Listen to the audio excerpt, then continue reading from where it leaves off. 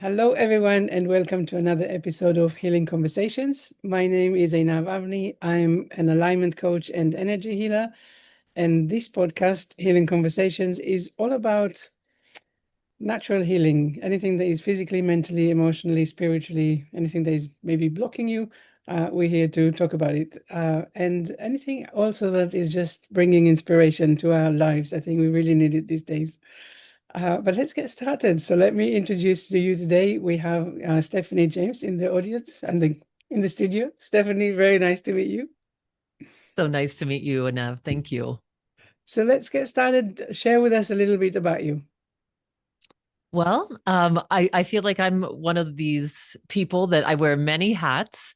I'm a psychotherapist and transformation coach, and I'm also a filmmaker, author, like yourself, international podcast host, and international show host. So I do a lot of retreats, and so that's me professionally. And um, I live here in gorgeous Santa Fe, New Mexico, and I'm just have lived here 4.5 months. So I'm just feeling deeply blessed by this gorgeous land and huge sky and wonderful community I have around me.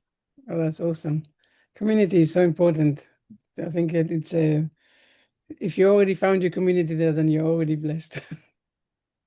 Yes, yes. I had friends here, and you might find this interesting, Anav, because um it was in January, the end of January, just this year. I was sitting in my office in Fort Collins, Colorado, and working with a client, and all of a sudden, when I get downloads, I hear this interior voice, and the voice says, "You're moving to Santa Fe." Now I had never wanted to live in Santa Fe, besides having about a dozen friends that live here, and I come here a couple times a year to visit. Mm. But I listened to that voice enough because, oh no, gosh, 32 years ago, which was the only other time that voice said you need to move. I had been on this beautiful ski weekend with a bunch of girlfriends up in Vail, Colorado. My aunt owned a second home there. So we got to go ski and stay in this gorgeous place for free. We're having the best time ever. And that Saturday night, as I got ready to go to sleep, it was the same thing. I'm brushing my teeth, and all of a sudden the voice said, I lived in Denver, Colorado at the time, and I worked on an adolescent psych unit. And the voice said, you need to get out of Denver and go back to Fort Collins. And the voice was so strong, I had tears coming down. And I was sharing the room with a friend, and she said, what's going on? And I said, I don't know, but this is so strong. I was 25 years old at the time, and she says, it doesn't make sense because you have this incredible job. At the time, I hadn't gone to graduate school yet. And I was the only therapist that was non-mastered level on the therapy team. And she's like, you work with these wonderful friends, you have this great job. And I said, I don't know, but I'm going to listen to it. And the next morning, which I always say I don't remember dates, but I'll always remember this one. It was January 14th, and my lease was up in 2 weeks, February 1st in Denver. And so I called my mom, who lived in Fort Collins, and I said, Mom, I don't have a job in Fort Collins, but I'm coming home. I'm going to give my 2 weeks notice tomorrow. And she said, Stephanie, that's so interesting because our renter's not going to renew his contract, and there's a place for you February 1st. You can move in there. And so I was like, that's great. I was a single mom. Um, I did just that. I went and gave my 2 weeks notice, got my daughter. We moved back. Within the first week, I found a job. But here's the thing. 3 weeks to the day that I moved there, I got a call from one of my girlfriends, and she said, Stephanie, the adolescent unit has been closed and we've all been laid off. And the front page of the Rocky Mountain newspaper said psychiatric abuse is charged. And we had scouts, unbeknownst to us, going out and getting children to bring into treatment, and they would run their insurance out. They'd see them 7 to 9 months. And then these scouts were getting a $5,000 kickback per kid. Mm. Totally illegal. But that never opened. That unit never reopened in that hospital. So I would have been a single mom, just signed a new lease, no job. And instead, it was seamless. So when that voice, here we are 32 years later, happened again, I was like, I'm going to listen. And so again, everything was seamless. It has been the most beautiful transition. And I landed in this loving spiritual community and then met my friends' friends. And it's just been truly, if I have a growth edge right now, Einav, it really is um, learning how to open my heart to receive this amount of love. Yeah. And it's an interesting one, right? Because we kind of think to ourselves that we have this innate ability to receive love or deservingness, however you pronounce this word. And there's some things that we have the kind of belief that we just need to have it. And like you're mentioning, sometimes we come across something and we think actually it's not an innate ability. We really do need to work on it. Yeah, I think I could receive before, but this is at such an extent that it really is. It's allowing me the opportunity for growth in that, it's so easy for us as healers and as coaches and therapists to give it out. Hmm. And we don't always think about really allowing ourselves to receive. And so it's been just a beautiful heart opening coming here and really being in that daily flow of that. And it's, yeah, what a beautiful experience. Mm. And I think I can imagine it's sometimes you might think actually can it be real, right? And we have this fear coming in saying, you know, can I really lean in to all of this? So I definitely understand what you're saying about, opening up for receiving all this love because it's a well, it's beautiful and wonderful that you have this opportunity. Yeah. Yeah. Yeah. And I guess that leads us kind of nicely to talk a little bit about intuition. And I mean, you have this wonderful voice that is guiding you, and I know, of course, we all have our intuition. Some people listen to it more, and some people less. But how do we encourage people to connect a little bit more with this intuition? Yeah. Such a great question. I really believe that the power for all of us is in the present moment, and the power is in the pause. Mhm. So we can't hear that still small voice inside of us if we're constantly on social media or on our phones, watching TV, or distracting ourselves. And so I think there are these moments available to us where we can tap into awe, where we can tap into that sacred. And, for me, it happens so often just walking in nature. I live on 5 acres out in the country. And so I walk down these dirt roads with the mountains all around me, and it's just phenomenal. I'm constantly in awe of the sky. Mm. And so in those moments, that voice can drop in. I think it is about quieting ourselves. We don't necessarily have to be in a state of meditation, although that's a beautiful portal. Mm. I think that when we just take these moments to just come into ourselves, I like to say, like, come behind our own eyes. So all of our attention isn't exterior. Mm. Those are the moments we can start to tune in because you're absolutely right. Every single one of us has this guidance. I call it our inner GPS. It's really available to each and every one of us. And it's just learning, how do you listen? Some people hear a voice, some people have dreams, some people get the chills, they'll get certain, kinesthetic responses. Mm. And so it's tuning in. You keep tuning into that. And I love too, when you have a dream, get up in the morning and write it down. See what wisdom is coming, through the subconscious mind and through that.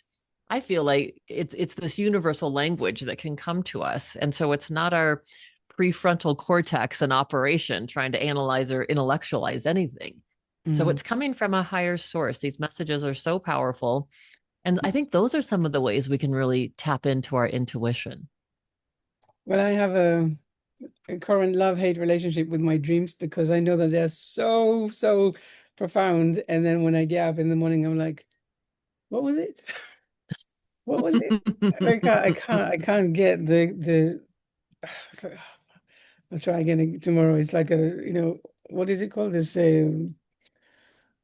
what was that movie with the thingy groundhog? They Oh, yeah, yeah, yeah, yeah. can't try again tomorrow. But I totally agree with what you're saying, and I love what you're saying also about the pause because it's.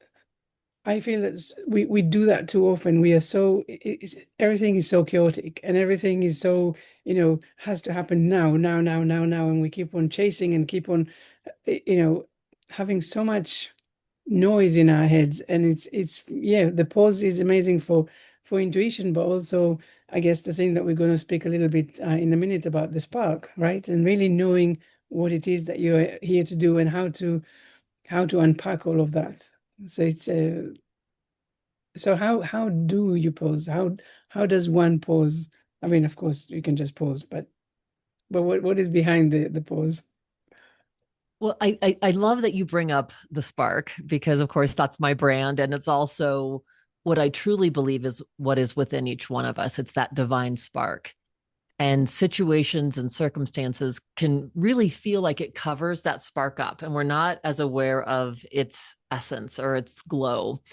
And so our work is really how do we excavate that spark? And Yeah. yeah, we can do that by pausing. We can do that by being in meditation. We can do it by a static dance. We can do it, as I said, just walking in nature. But I think part of it is realizing that we're not separate from the divine, that the divine isn't outside of us. It's not something out there. And to Mhm. notice when we start clinging or grasping to something having to be a certain way. The wonderful author Michael Singer says, suffering is when we want this moment to be anything other than what it is. And I love that. So there's a part in this. It's not just about being happy. And I definitely talk about this in my book. It's really about embracing whatever shows up. If we want to be in touch and in tune with our intuition, it's not saying, oh, I can't be angry or I can't be sad. It's holding those parts of ourselves and going inward to say, okay, what is the message here for me? Honoring that part of us and saying to our sadness, I see you. What is it that you have to say? I'm here, I'm listening, I'm holding you. And that can be incredibly powerful and transformative to start, again, excavating some of that that's been covering up that spark inside of us. It's really a being with ourselves. I of course totally agree with what you're saying. I am just thinking, as I guess I always do with this podcast, I always think of a client or conversation that I've just had, and I'm like, let me use that as something that comes forward. So what Michael Singer says, and he's a brilliant author, really, it's that thing, right? It's the wishing, it's the not being in the moment. It's seeing what you have at the moment and actually going into that negative place of that's not what I want for myself and really wishing for something else. And of course, it can be the thing I guess that I'm a little bit more in contact with is the physical ailments that people are going through, and so being in that moment and finding some desperation of actually I don't know what to do with this, and it feels like I have no wisdom to fight this anymore because I've tried so many different things and it's been going on for such a long time, and really the only thing I'm left with is this wishing for something else. So how do we navigate this to help bring this wisdom that actually, yes, suffering is in the wishing basically, and how to do something different instead? Yes, which is such a powerful question and so important for all of us. And it's something that I've had to learn painfully. Unfortunately, some of our lessons come through pain in Mm, my life. And really, it's around the power of surrender. When my daughter, thank you, God, she's been clean and sober for 8 years. But my oldest daughter went through 10 years of drug addiction and alcoholism. mhm, And it was so painful. It was one of the most painful experiences of my life. And I had put her in treatment several times. We had been through so much. And when she had stopped doing drugs after one treatment, but became, and so that was 8 years of drug addiction. And then the last 2 years, she was just a horrible alcoholic.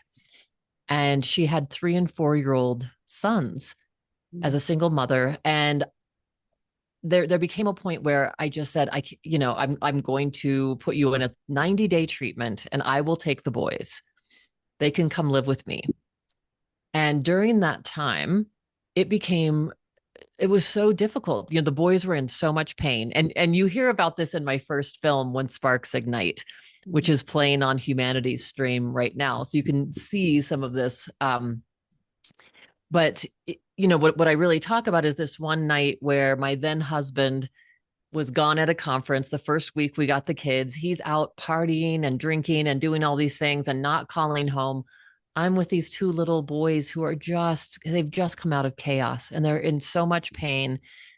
And I'm working full time as a psychotherapist and, picking up the boys and bringing them home from daycare. And then I literally this one night have my head on the nightstand and I'm in between them. They're in these two twin beds and I'm just rubbing their backs, falling asleep.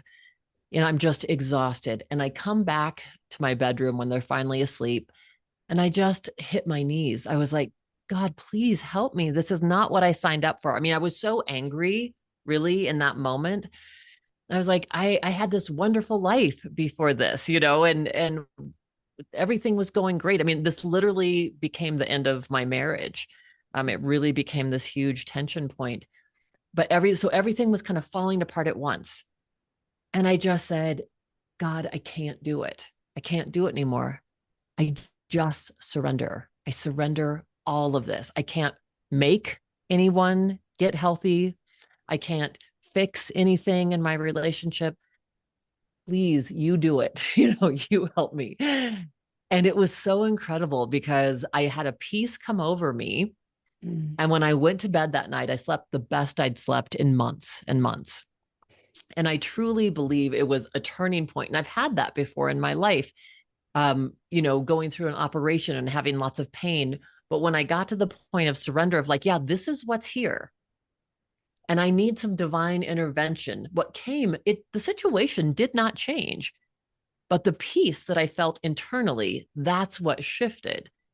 And so this has become, here we are 8 years later, a very beautiful practice. It's a morning practice that I do. Usually it's in the morning. Once in a while, it'll be at night if I'm noticing something. But I love to wake up and I'll just look at the different areas of my life, whether it's career, whether it's, my own growth, whether it's family, friends, relationship. Where am I clinging? Notice, where is that point? We can oftentimes notice because we'll get a somatic hit, like our heart is contracted or our throat's contracted, or we notice a pain in our guts. What is it? What are we clinging to? And if we can just move just the slightest bit into saying, and surrendering doesn't mean, oh, I'm glad it's here. This is great. It's literally saying, okay, it's here. So for people that can see this online, it goes from being this where I'm clinging to open hands where I'm like, okay, I'm surrendering and now I can actually receive. It's a very different energy. Yeah, completely different energy. And I think it's exactly that, right? It really is about the energy, because when you're in lack and needing and clinging, like you say, your energy is very low and actually everything is in contraction. And when you are surrendering, it's like, actually, I recognize that in all of these things, it really is not about me. I can't physically do anything. It really is, it's the universe, really. Universe takes over and makes things happen if you're just in the right energy. Otherwise, yeah, it's not going to happen. Yeah, you're stuck, right? Yeah. So it's allowing the universe to show up and support you. It's already there, but you're right. If you're clinging, you're constricted and you're not allowing that in. You're stuck. Yeah, yeah.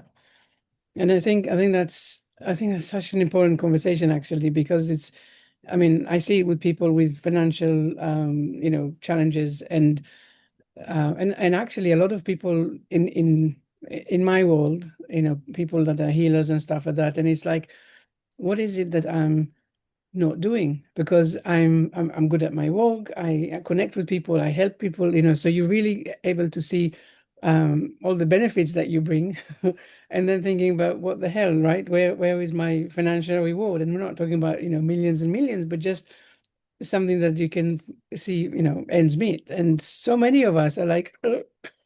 and and so even when you are surrendering, I think what part of the problem is that you then see, actually, but there's another bill coming or another bill coming. And so it's kind of a contradiction. And same thing with the physical pain, right? I surrender, I say, show me the way, or, take the pain away, or whatever the right wording is.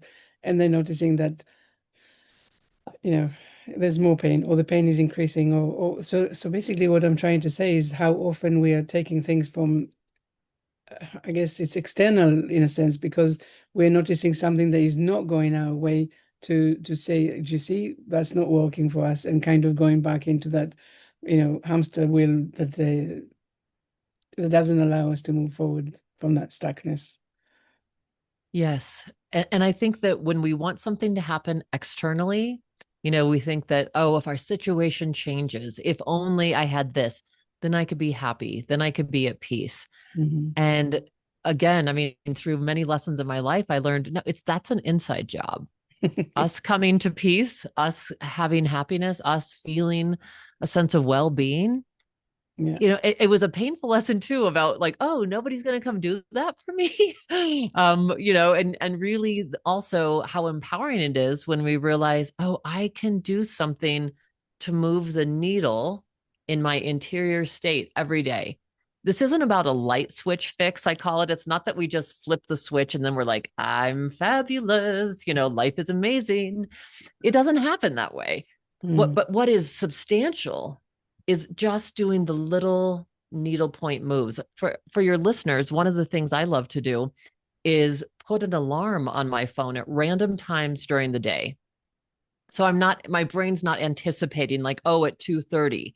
So instead I might have it at 2:11, and then Mhm. I might have it later at 5:41. I'll just put these random alarms on, and when they go off, it is my reminder to stop, and I take 3 conscious breaths, just coming into my beingness, which shifts once again Mm. that, oh, I don't need to be doing this, like you said, the hamster wheel.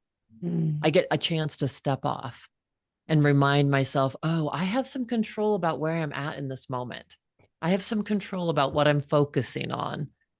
And those little needle movers, it's like building a muscle. We start building resilience. We start building this inner storehouse where we're like, oh, okay, I've got me. Mm. Even with everything going on in the world, yes, it's not about ignoring that or putting your head in the sand, but it's saying no matter what is going on, I can come back to myself and connect with my inner self, my higher self, and bring myself back into alignment.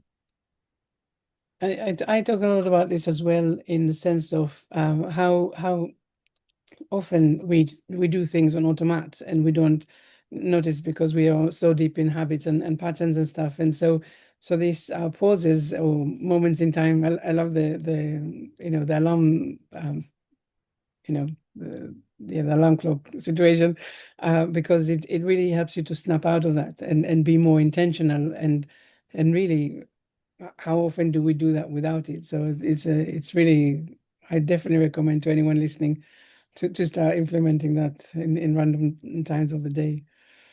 Um, let's move a little bit to talking.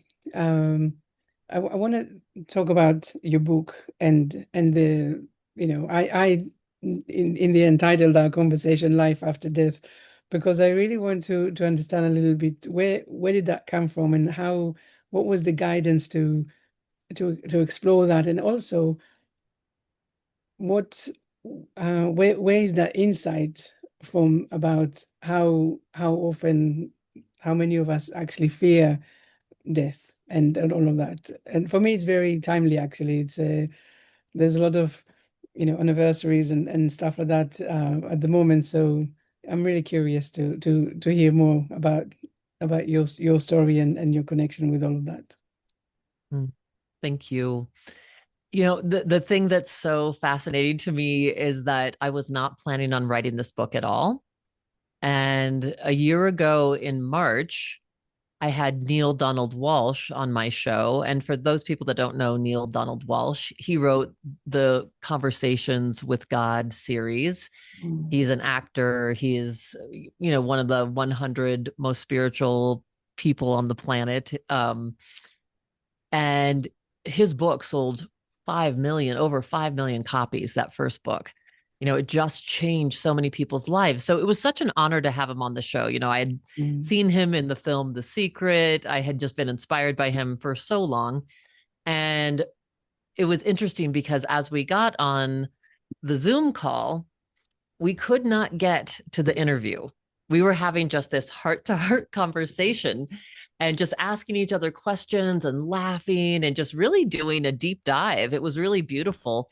And at one point, he looks at me and he just stops and he goes, Stephanie, you're going to write your next book and you're going to start tomorrow morning.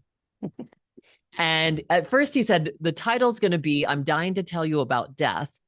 And he said, it's going to have a global impact and I'm going to endorse your book, which he did. And so, of course, I was laughing to myself like, oh, well, when the guy who talks to God, or that speaks to God tells you you're going to write a book, I guess I'm going to show up. And not that we all don't talk to God, but, it was just such a funny thing. And I showed up the next morning. And I have to tell you, it was one of the most incredible experiences of my life because my first two books each took 9 months each to write. So it was like gestating a baby. And this book came through in under 6 weeks.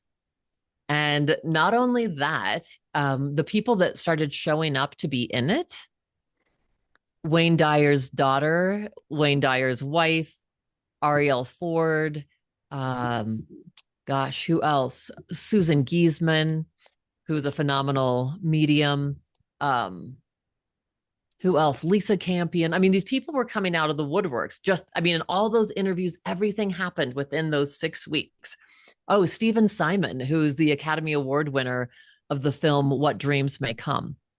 So all these people contributing, sharing powerful stories that came with my own. My first two books were much more psychologically oriented.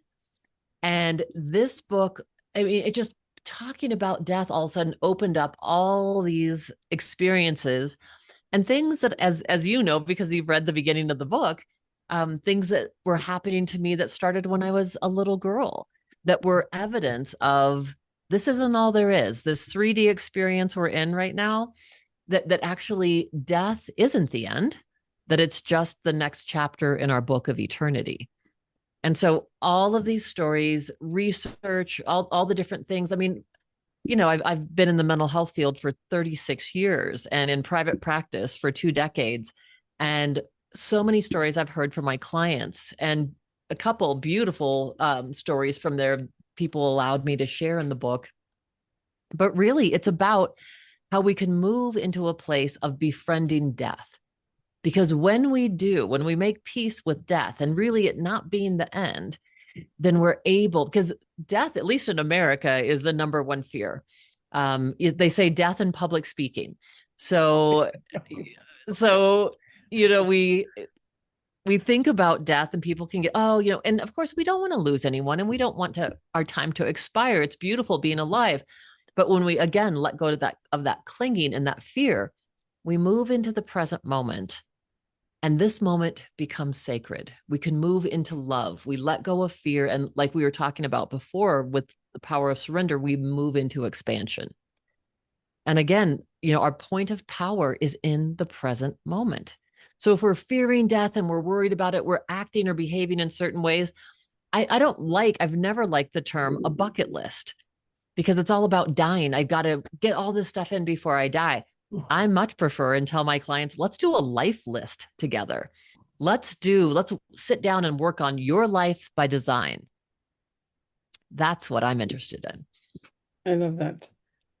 And because I spoke with some people, I remember, one person, for example, that the one thing that she kept on saying was, now that I've got to this age, and that really there was so much fear about, really clocking out any day now. And it was like, yes, but it hasn't happened, right? And when it happens, then it happens. But what about the life you still have within, within you? It's just waiting for you. So I think that was she was probably the only person that I really had this kind of conscious conversation about the age that she was at, and fearing something.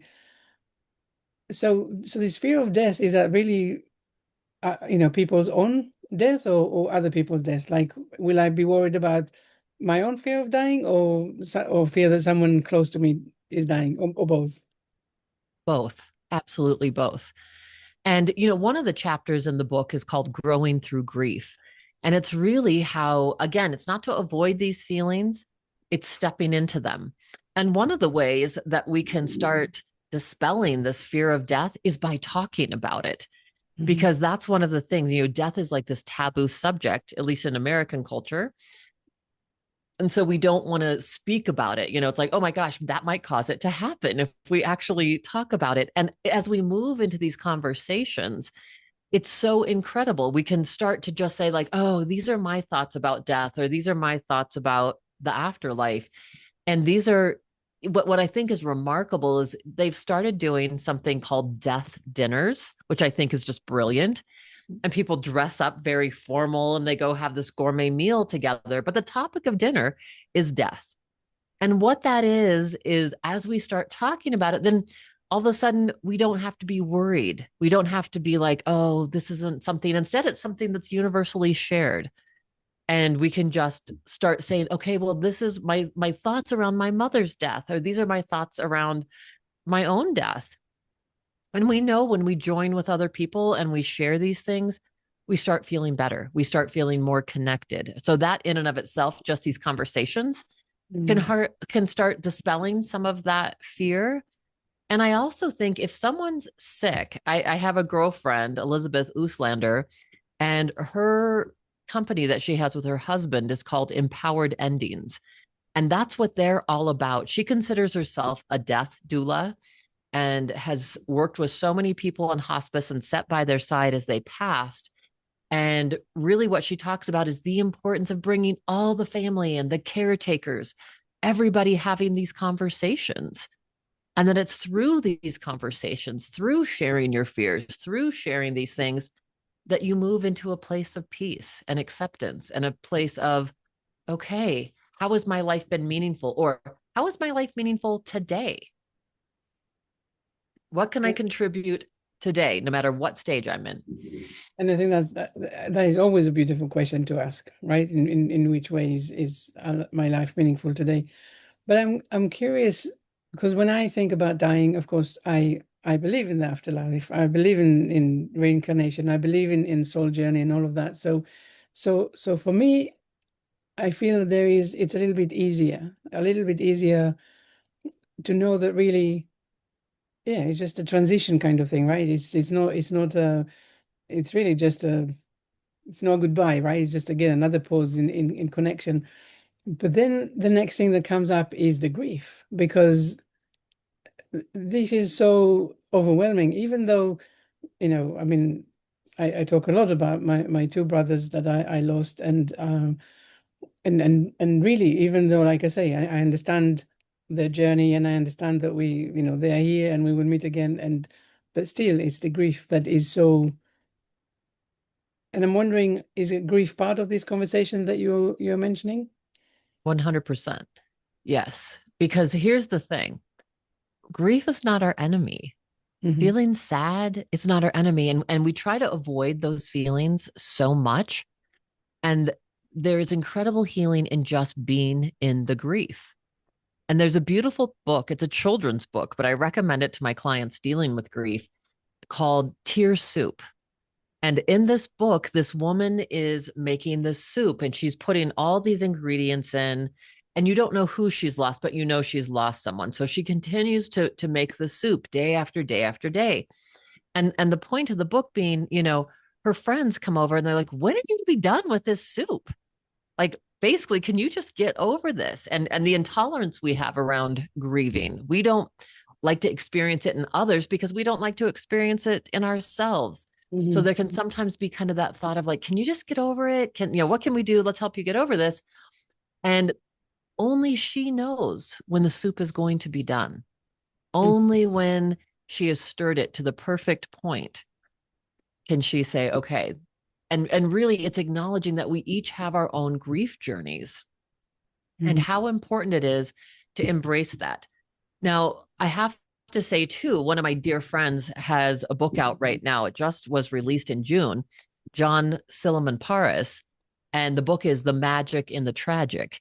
And that book really is about loss and grieving and how we can embrace these sacred moments where even though we're grieving, there can still be space for wonder and awe. And again, finding that magic in the sky, or when a piece of music moves you or touches your heart, or art inspires you in some ways. And Mhm. it's through, as we do that, it actually is training our brain in a certain way. It's laying down, if you will, these new, neuron tracks in our brain so that the grieving becomes more bearable. It's not so unbearable because we're pairing it with also what is sacred, what is beautiful. Um, and so that is one of the ways that we can work through it. It's holding that grief, it's holding it and nurturing it. And literally, I always go back to this poem by Rumi, The Guest House, which is so powerful. He was a 13th century Sufi poet. And in The Guest House, and this is not a good paraphrase, but it gives you the essence. He says, this being human is a guest house. Every day, a new arrival. A depression, a meanness, a sadness comes. Meet them at the door laughing and welcome them in. And at the end of the poem, it says, welcome them in because each has been sent as a guide from beyond. Yeah, I believe in that. I believe in that deeply. Um, so what is it that you are with your book? What is it that you are helping people with this fear of death and dying? What is it that you are helping them with? I mean, other than like you're saying to allow the grief to hold it to grow with through it as you say.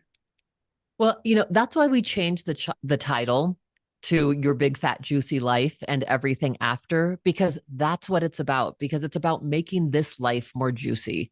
It's about enjoying the moments as they are happening, being fully present to the moment. So at the end of every chapter, there's guided exercises to help people integrate whatever it is that the chapter is about. Mhm. And also through all of the examples and the research that I did, 73% of the people polled have had these experiences of life beyond this life.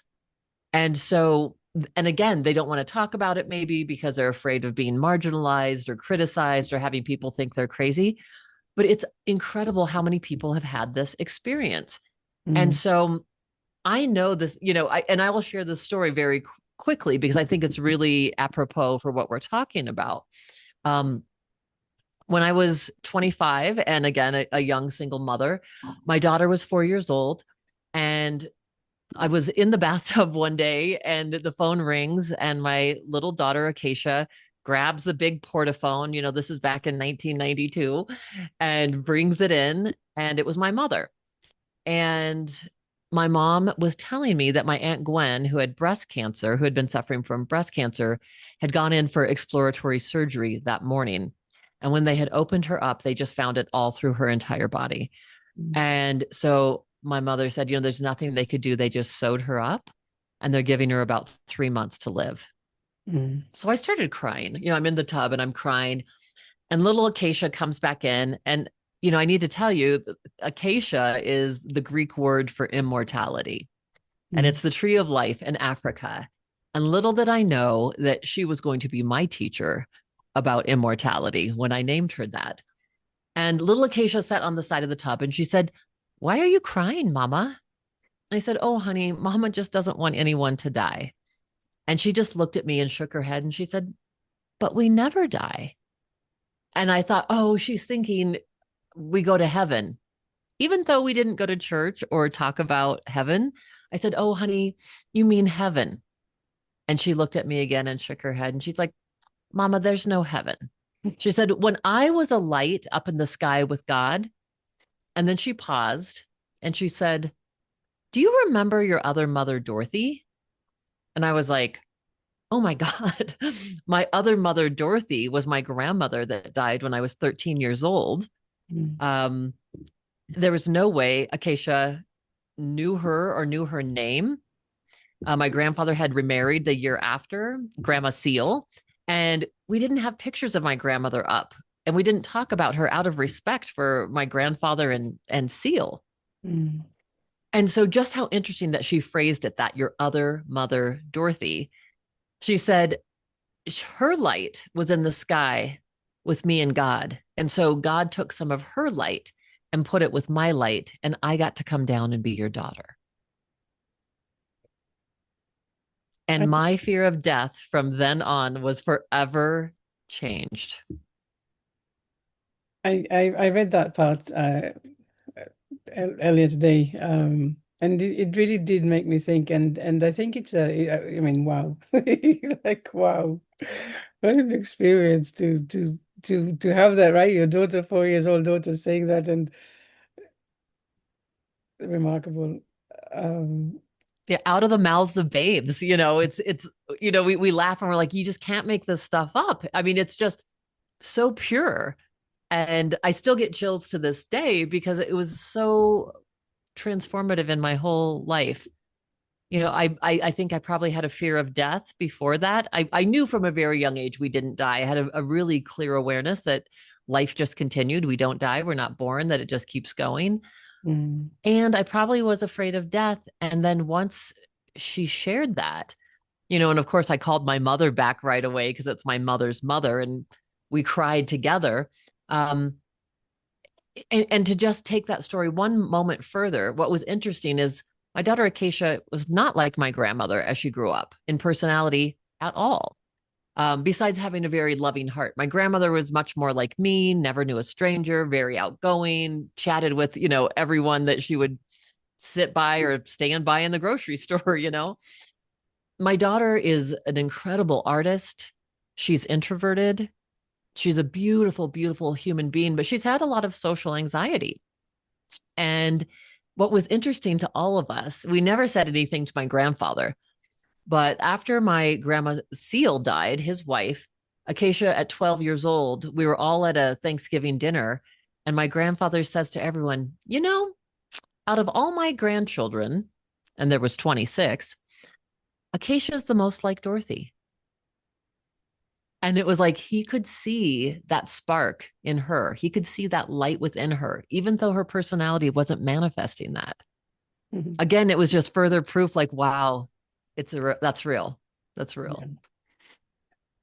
So this is very, for me, it's very, like I say, it's very timely because it's this conversation that I'm now having with people really about, like you say, it's the light, right? And it's the spark that you also talk about, and I'm just using it lightly here because we haven't explored it yet.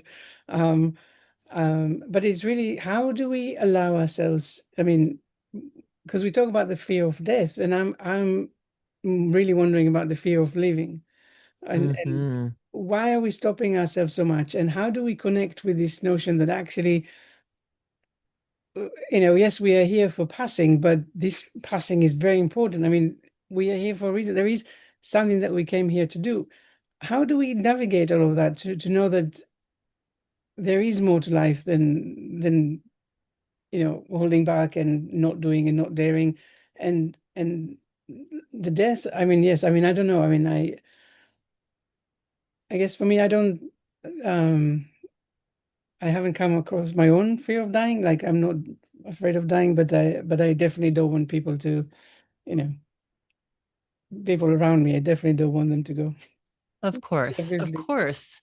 Because of course, we're attached. We love them. And that's a beautiful, wonderful thing. Love is such an incredible, beautiful gift that we get to experience in this life. And I would say to you, to answer your other question about holding back, we're not here just to survive life. I really do believe our souls came to the world in this particular time for a particular reason. We are all here for a reason, and we are all golden threads in the tapestry of humanity. And so I believe that one of the most important things we can do, I say this, it's written on the bottom of my film poster, When Sparks Ignite. The 3 words underneath it say, your period healing period matters, period. And that's what this journey is about. So what we want to do, we're all conduits for love and light and divine healing to come to us and through us. And so when we notice those cobwebs in the conduit, we want to do what we can do to help ourselves heal. So whether it's, okay, I'm going to start, I went through a very, very painful breakup a little over a year ago. And so what I did is got into meditation. I went to therapy. I joined a Kundalini yoga class, and I started doing all these different modalities, not so I could push the pain out, so I could heal through it, because I think that's a very different thing. And so that's what I invite our listeners to do, is really prioritize themselves in their own lives and look at what can you do just in this 24 hours to take care of yourself? What does that look like? What does your soul truly need? Drop in for a moment and say, wow, if I was my best caretaker, like if I was taking care of someone else that had exactly what I have going on, what would I do? What would that look like? And I really think that's an entry point for how we can better show up in the world. Because as we heal, we are like the pebble in the pond. So the concentric circles of healing radiate out from us. And then it's like we're infusing that into the world with everyone we meet, how we interact with our barista or the person sacking our groceries, or the people that, the person that just cut us off in traffic. It's how we're going to respond and show up in the world. And I think that's the change agent that we're looking for in the world. That's going to become the tipping point. So it's not selfish. It's literally focusing within. And as you allow yourself to heal and excavate the divine spark that is within each one of us, then we do become those greater contributors that you're talking about. Our purpose does show up. And I think part of acknowledging our purpose first is to really just allow ourselves to be in alignment, with the divine within us. And from that place, that internal GPS that we spoke of, it can't help but start to show up and guide you. It's always been there. But like Oprah said, sometimes it's a whisper. And if we're not quiet, it comes back a little bit louder and then a little bit louder. And if we still don't listen, it comes as a brick to the head, which means sometimes it shows up in an accident or an illness. So we can actually stop and pause and say, oh my gosh, I really do value my life. There's a reason I'm here. What can I do with my one precious wild life? Yeah, I love that. I love that. And I love that Oprah is saying that I say something similar. So I'm good. The ego moment. But if we go back for a second to the, knowing that we are a continuation, that this journey is just a moment, and then what is next? How are you helping people to understand what is next, and really why fear is therefore not needed? When you say what's next, give me a little in my own life, or what's next for everyone? Yeah, so I went, yes, in the life after death situation, when you leave this life behind and you go to what next? Okay, yes. And obviously I haven't been there. I've never had a near-death experience, so I can't speak from my own personal experience. What I can speak to, though, from the hundreds of people I have spoken with, from incredible authors, thought leaders, change makers on our planet, that when we leave, it's interesting. I really love what Acacia said, because the soul does continue, but it's not just in this one personality. I've had so many people say, yes, we recognize our loved ones. Yes, but there's aspects of us that do come back in different ways. So that's, when you talk about reincarnation, yes, we can experience life after life. I myself, that is what I've had experience of. I can speak to that. I've had memories that I know are not dreams. They have a very different and visceral texture that tell me, whoa. And one of them, if you read the first of the book, was being 6 years old and watching a show with my parents that happened actually, in Europe. Mm-hmm. And when the police sirens came on, that are so different than our sirens here in the US, it snapped into a memory of being a young girl hiding on the back floorboards of a car being smuggled out of someplace. Um, and looking out under this scratchy wool blanket and seeing rain coming down the window and the gentleman driving the car, like, saying, stay down, stay down. So that was different. I was not asleep, but Mm-hmm. it was a visceral, absolute memory. So I do like the idea that, as we go into this next state, that our concept of what our light is, it's so much more expansive than we can imagine. And it's probably happening on many different levels at the same time, Mm-hmm. because we know, time and space are our own human concepts, our own constructs. And Einstein was saying, um, about time and relativity, and that we really are existing in all these different dimensions at once. And so how cool to think those different aspects of our light are existing now. And so we can relax knowing that energy, as we know, as Einstein said, that energy is never born, it never dies. It just continues to transmute and transform. And so, how beautiful, that's why we can truly say we are all one. We all come from that same source of light. And I love to think of it, we're just one of the trillions of cells of that body of source experiencing ourselves in this duality at this time. Just like we have trillions of cells within us, we have universes within our own human bodies. So that is what gives me comfort, looking without, I say, looking outward and then looking in. And so those universes are a beautiful infinity sign and reflection of one another.